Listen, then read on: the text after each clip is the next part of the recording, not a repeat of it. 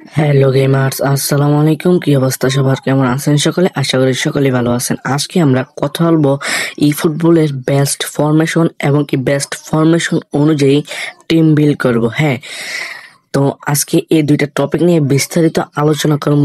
তো বেশি কথা না বেরিয়ে ভিডিওটা শুরু করে দিলাম। তো এরকম নিউ নতুন ইন্টারেস্ট ভিডিও পেতে আমার চ্যানেলটিকে সাবস্ক্রাইব করে রাখুন। তো আজকে আমি এখন যে বেস্ট ফরমেশনটা নিয়ে কথা বলবো এবং কি টিম বিল্ডটা দেবো, এটা দিয়ে ডিভিশনের মধ্যে অনেক প্লেয়াররা এবং কি অনেক ভালো ভালো প্লেয়ার এবং অনেক ইউটিউবাররাই কিন্তু এই ফরমেশন দিয়ে খেলে থাকে। তো ফরমেশনটা হলো এটা।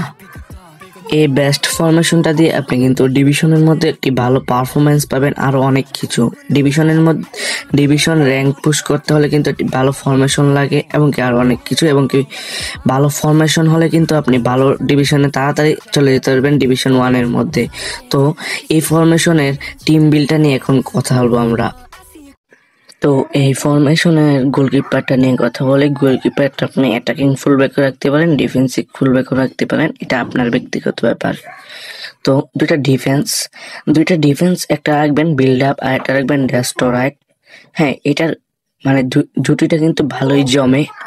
হ্যাঁ, অ্যাটাকিং ফুলব্যাক রাখবেন একটা অ্যাটাকিং ফুলব্যাক, আর একটা রাখবেন ডিফেন্সিভ ফুলব্যাক, মানে এলবিটা রাখবেন ডিফেন্সিভ ফুলব্যাক এবং কি আরবিটা রাখবেন অ্যাটাকিং ফুলব্যাক। তো এখন মিডফিল্ডারটা নিয়ে কথা বলি।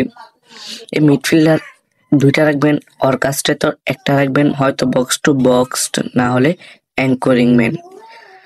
হ্যাঁ, এখন এই অ্যাটাকিং মিডফিল্ডারটা কিন্তু আমি এসএসসি করে নিয়েছি, কারণ এই ফরমেশনের মূল মানে মেন ইয়াটাই কিন্তু অ্যাসেসটা।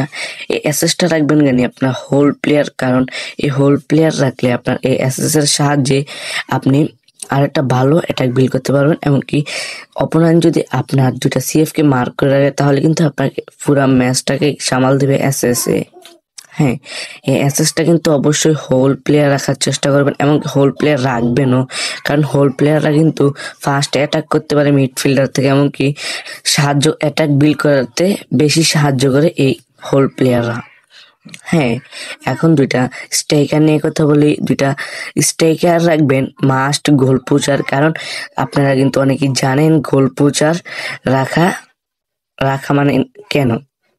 গোল পোচাররা কিন্তু ভালো রান মেক করে এবং কি আপনার সিএফ এর জায়গাটা সিএফ মানে গোল মানে স্ট্রাইকারটা জায়গাটা স্ট্রাইকারে দখল করে এবং কি ভালোটা রান মেক পাবেন আপনি ওনার থেকে, এবং কি ভালোটা ফিনিশিং এবং কি গোল পাবেন এই গোল পোচারদের থেকে।